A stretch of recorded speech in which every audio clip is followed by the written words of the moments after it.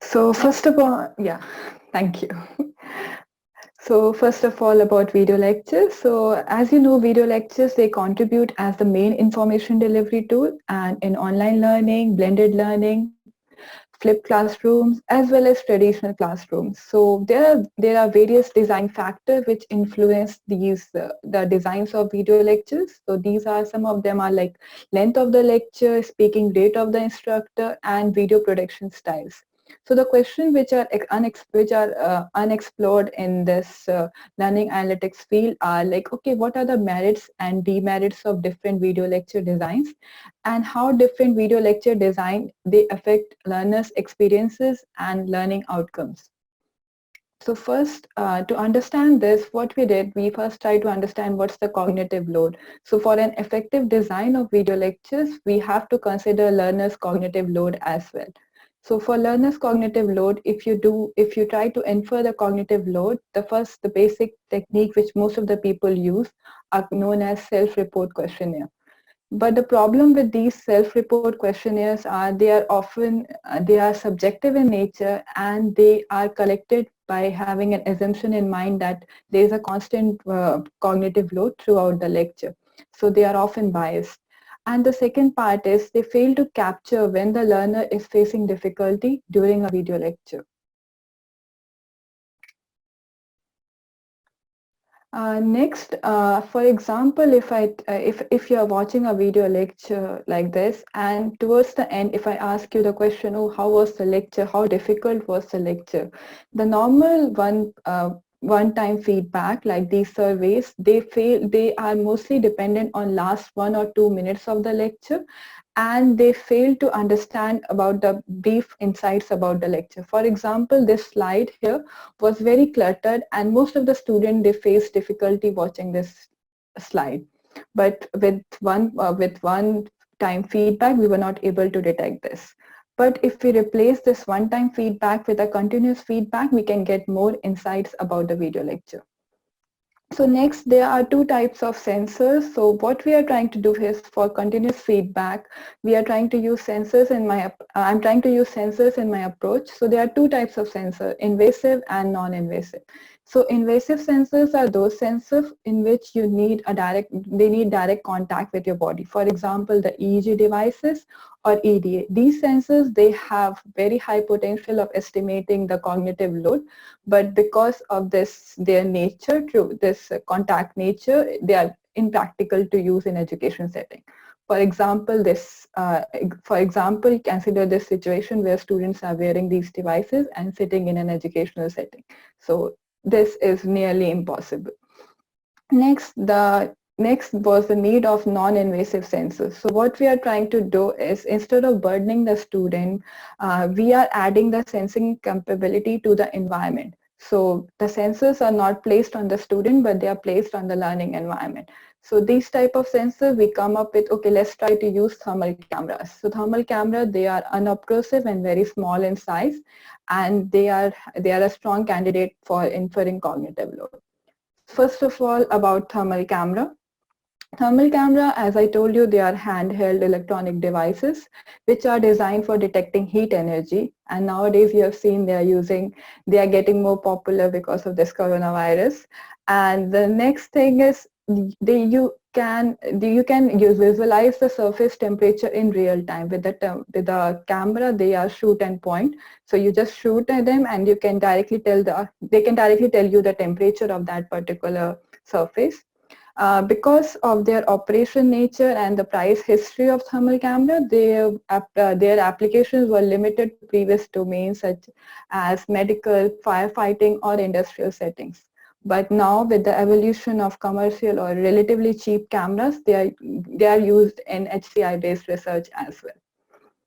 So what is the link between facial temperature and the cognitive load? So there has been studies in which people have shown that temperature changes in different facial areas. For example, the tip of the nose or the center of the forehead.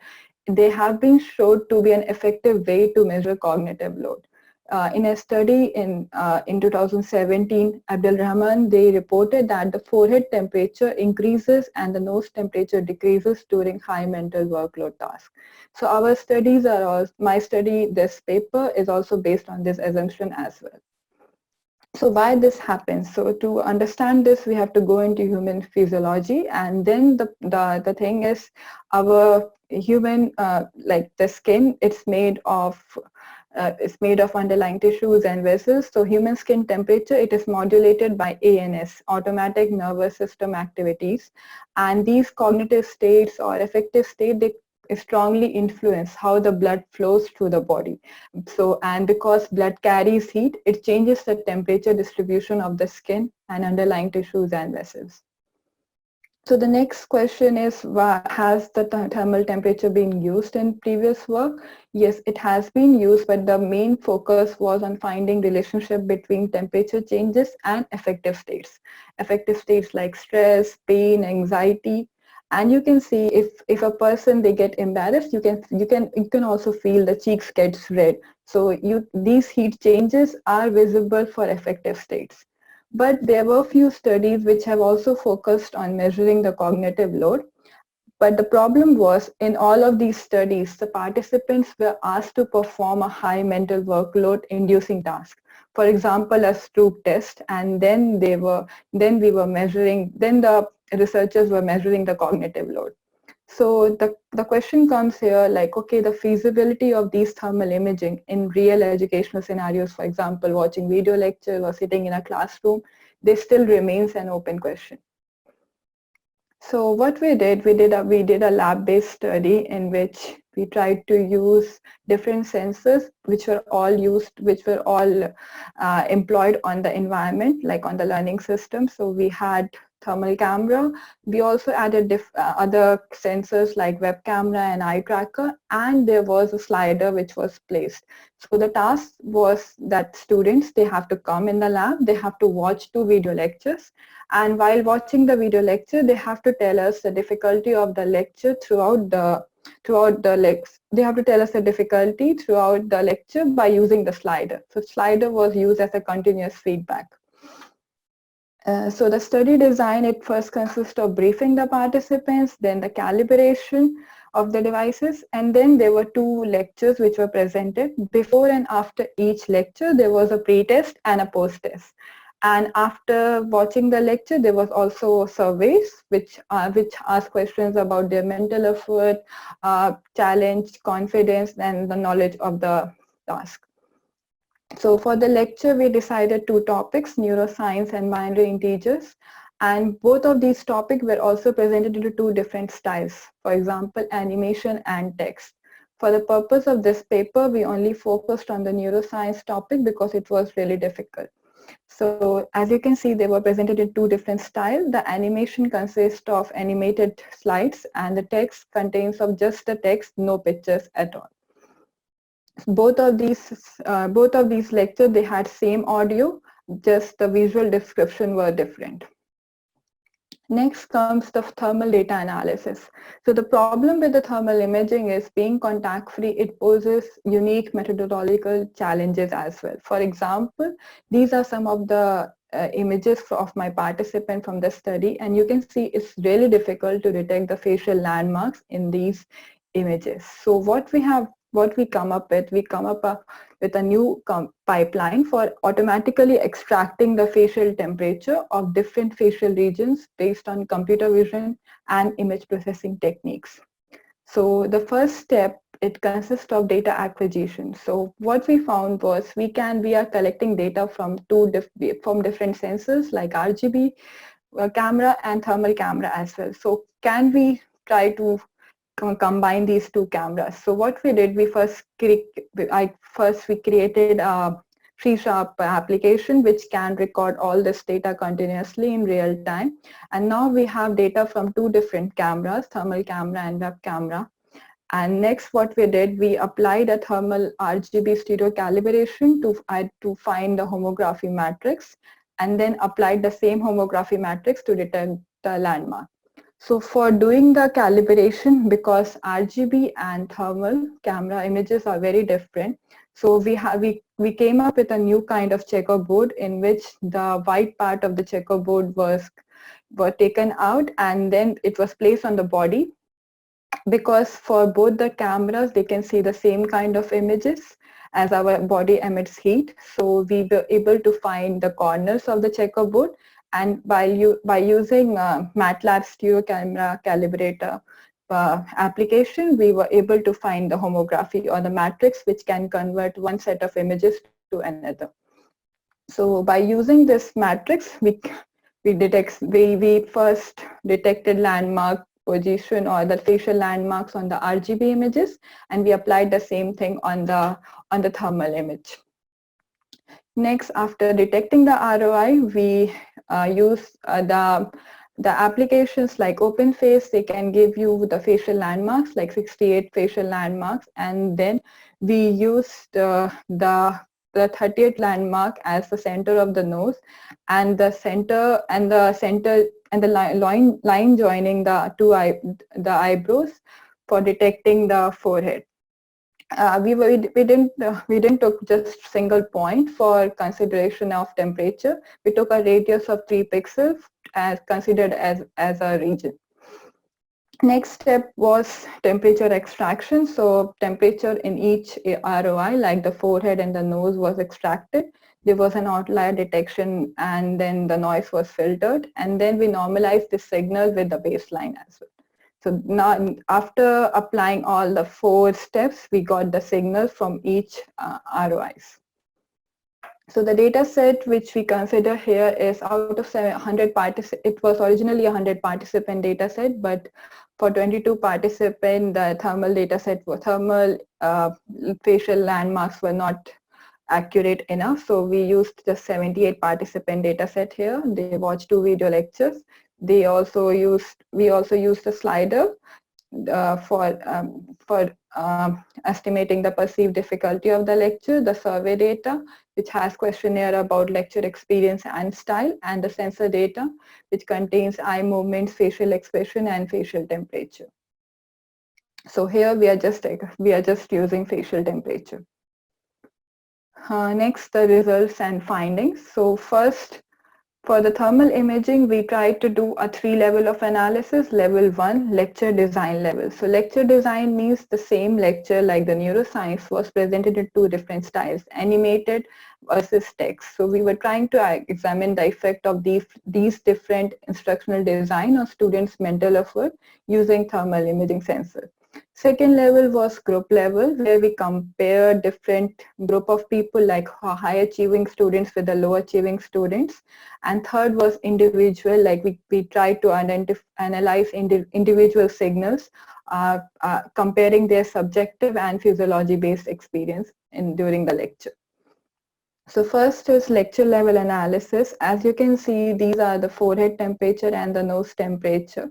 According to previous research, the assumption here is when the cognitive load increases, the forehead temperature increases and the nose temperature decreases.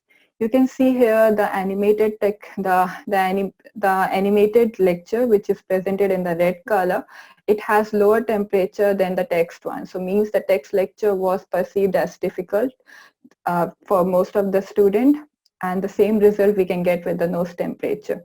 But when we do a detail level analysis, we found there were 2 different regions where the text lecture was behaving differently. So when we found that, so in this segment, compared to the animated lecture, all the terms were introduced in a single slide. For example, the text, it introduced everything like axon, hillock, myelin sheet on a single slide, and the students were able to remember it for a long time, compared to the animated lecture where the terms were changing frequently. So the students, they reported after the lecture that was difficult for them to understand. Similar, the next part was where there was a moving ions going on, a sequence of moving ions. At that time, the text lecture has no moving ions. It was just written in terms of it was written in character, but in the slides, in the animation, there was a sequence of images. Next was group level analysis. So We compared two different group of people, the low achieving students versus the high achieving students. As you can see, the forehead temperature of the high achieving student was constant throughout the lecture compared to the low achieving student whose temperature was constantly increasing till one point, and then it started to decrease. We can assume that at that particular time they might have stopped paying attention to the lecture. So the next question comes was, okay, what was the possible, there can be multiple reasons which are possible for these changes in forehead. So how can we so sure that the effect is because of the lecture content? So what we did, we tried to analyze that at individual level as well. So individual level, we compared the two time series, the slider ratings and the forehead temperature, and we found that till the mid of the lecture, so the slider rating was positively correlated after this point, before this point, and then negatively correlated after that. So we call that point as point of deviation. It means the forehead temperature, like the slider, the difficulty of the lecture kept on increasing, but the forehead temperature was decreasing. It means either the student was deviated from the lecture or was disengaged from the lecture. So what are the implications of this study? The implication can be used in a system which is computer-based learning environment, where there is a student and instructor, but they don't interact directly with each other, but they interact through a learning system. So this learning system, it can increase the learning outcome by providing personalized learning. It can help the instructor to gain insight about students' learning behavior, and it can also help the student to identify the potential difficulties. So the overall goal of this project was towards going for sensor-based learning analytics. So we did a lab-based study, and it can be used. The analysis can be used for different applications like curriculum improvement, quantified self, and getting insights about learning behavior. Last, I would like to thank all my co-authors, Sadia Nawaz, Eduardo Eloso, James Bailey, Jason Lodge, and Sarah Irfani.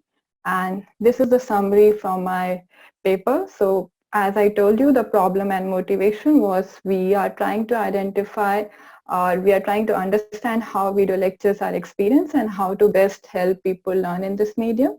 So the research aim was we are trying to explore the usage of thermal imaging for understanding these video lecture designs and students' experiences. The results we found was, yes, thermal imaging could be an effective tool to assess learners' cognitive load, and video styles, they differ in terms of associated cognitive load. Increased cognitive load could lead to poorer learning outcomes. And the design implication, the result may guide future works on effective video design, which can harness learner motivation, improve their learning performance and outcomes. Okay, thank you.